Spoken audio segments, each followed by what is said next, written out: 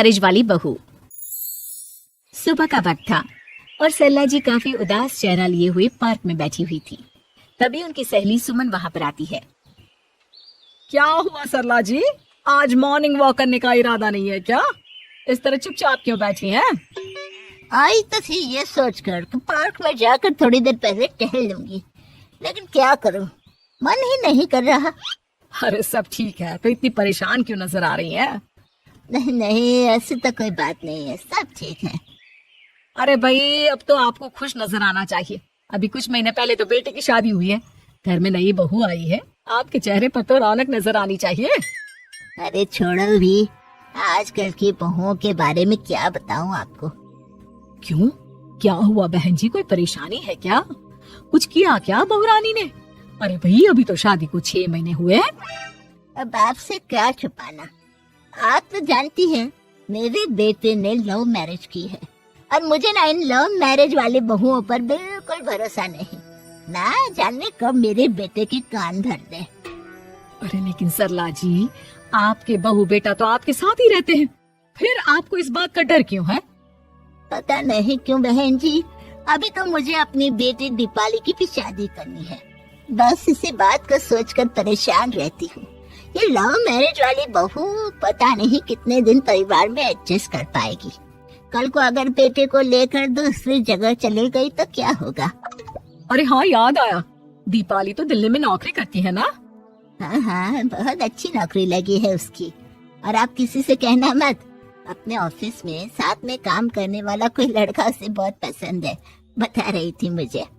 लेकिन अभी तो आप कह रही थी कि आपको लव मैरिज और इन सब में भरोसा नहीं है। अरे तो क्या हुआ, जहाँ बेटी खुश रहे वहीं मैं खुश हूँ। और वैसे भी बेटी को तो दूसरे घर जाना है, वो लोग जाने और उनकी बहू जाने, मुझे तो बस अपनी बेटी का ब्याह करना है। अच्छा अच्छा, ठीक है ठीक है, जैसी आपकी मर्जी। लेकिन मुझे लगता है कि आप अपनी बहू के लिए कुछ ज्यादा ही सोच रही हैं। क्या पता वो वैसी ना हो जैसी आप समझ रही हो। सरला जी अपनी जगह से उठते हुए कहती है। अब ये तो भगवान जाने, बस मेरी बेटी दीपावली की शादी उसकी पसंद से हो जाए तो मैं गंगा नहा लूं। चलिए बहुत देर हो गई है, मैं भी अब घर जाती हूँ। अच्छा अच्छा ठीक है, मैं भी चलती हूँ। अगले दिन जब सरला जी अपने घर पर बैठकर चाय की चुस्कियां ले रही थी, तभी उनकी बहू वहाँ पर आती है। मम्मी जी, मैंने एक जगह नौकरी के लिए अप्लाई किया था और वहाँ से सब कुछ पॉजिटिव आया है। मैं भी नौकरी करना चाहती हूँ ताकि घर के खर्चों में थोड़ा हाथ बटा सकूं। अरे बहू, तुम्हें नौकरी करने की क्या जरूरत है? मेरा बेटा अच्छा खासा कमाता है, क्या तुम्हें किसी बात की कोई कमी है? तभी सरला जी का बेटा वहाँ पर आता है। नहीं माँ, उसे किसी बात की कमी नहीं है, लेकिन वो इतनी पढ़ी लिखी है और अगर नौकरी करना चाहती है तो हमें उसे नौकरी करने देना चाहिए। कुछ पैसे घर में आएंगे, हम सबकी मदद हो जाएगी। तुम तो ऐसे कह रहे हो बेटा जैसे ये घर तुम्हारी पत्नी की कमाई पर ही चलता है। अरे नहीं नहीं मम्मी जी, इनके कहने का ये मतलब नहीं है, बस मेरी ही नौकरी करने की इच्छा थी, इसलिए आपकी परमिशन चाहते हैं। अब भाई, मेरा बेटा तुम्हें लव मैरिज करके घर में लाया है, मैं तुम्हें कुछ कैसे कह सकती हूँ? जो मर्जी आए करो। सरला जी का बेटा और बहू वहाँ से चले जाते हैं। अब उनकी बहू नौकरी करना शुरू कर देती है।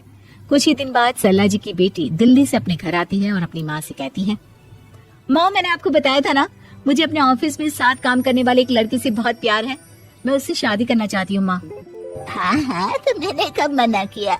अगर तुम उसे पसंद करती हो तो उसके घर वालों को कहो, हम आपस में बात करके तुम्हारी शादी तय कर देते हैं। अरे लेकिन माँ, एक बहुत बड़ी परेशानी है। क्या परेशानी है बेटा? माँ, वो लड़का बहुत अच्छा है, लेकिन कुछ ज्यादा ही पैसे वाले घर से उसके माँ बाप। उन्हें मेरे और उसके रिश्ते से वैसे तो कोई परेशानी नहीं है, लेकिन वे चाहते हैं कि शादी 5 स्टार होटल में हो। अरे ऐसे कैसे? हम तो मिडिल क्लास लोग हैं, हमारे लिए 5 स्टार होटल में शादी करना कोई आसान काम थोड़ी ना है। लेकिन माँ, मैं क्या करूँ? मैंने उनसे बात करने की बहुत कोशिश की, बस एक किसी जगह बात अटक गई है।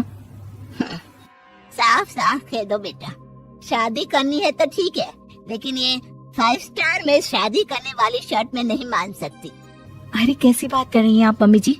अगर दीपाली को कोई लड़का पसंद है तो हम उनकी शादी के लिए पूरी कोशिश करेंगे, और अगर बात पैसों की है तो कोई परेशानी नहीं है। हाँ हाँ, तुम्हें तो बस बहुत आसान लगता है सब। जिस तरह तुमने मेरे बेटे से इतनी आसानी से शादी कर ली, सारे काम उतने आसानी से नहीं होते। समझ में आया? हर काम करने में पैसे लगते हैं। लेकिन माँ, मैं इस लड़की को बहुत पसंद करती हूँ। सही बात है बेटा, लेकिन तुम उस लड़के से साफ साफ कह दो, अगर उसे तुमसे शादी करनी है तो अपने घर वालों को मनाए। अगर नहीं मना सकता तो तुम दोनों अपनी गृहस्थी अलग से कहीं सेट कर लो। कोई जरूरत नहीं है अपने माँ बाप के साथ रहने की। मम्मी जी, ये आप क्या कह रही हैं? मैं भी तो आपकी बेटी के साथ लव मैरिज करके आई हूँ। अगर मैंने भी ऐसा ही किया होता तो? लो, अब तो मुझे उल्टा जवाब देने लगी। देखो बहू, मैं तुम्हारी सास हूँ, मुझसे ठीक से बात करो। लेकिन माँ, भाभी ठीक तो कह रही हैं। हाँ, अगर बात शादी के खर्च की है तो मैं उस लड़के से कुछ कह सकती हूँ, लेकिन उसे अपने घर वालों से अलग होने के लिए कहना, ये सही होगा क्या? आप तो समझिए माँ। और वैसे भी मम्मी जी, मैंने कुछ महीने पहले जॉब करना शुरू कर दिया था और अपनी पूरी सैलरी बचा कर रखी है। आप चिंता मत कीजिए, मैं दीपाली की शादी में कोई कमी नहीं होने दूंगी। तुम अपनी सारी तनख्वाह मुझे मेरी बेटी की शादी का खर्च करने के लिए दे दोगी? हाँ माँ, मैंने भाभी को पहले ही सब कुछ बता दिया था और वो इस बारे में सब कुछ जानती थी, इसीलिए उन्होंने पहले ही नौकरी करनी शुरू कर दी ताकि मेरी शादी धूमधाम से हो सके। तभी सरला जी का बेटा वहाँ पर आता है। देखा माँ, जैसा हम हर समय समझते हैं वैसा होता नहीं है। आपको लव मैरिज करने वाली बहू से नफरत थी ना, लेकिन अपनी ही बेटी की लव मैरिज पर आपको कोई एतराज नहीं था। ये तो गलत बात है ना। हाँ बेटा, सही कह रहे हो तुम।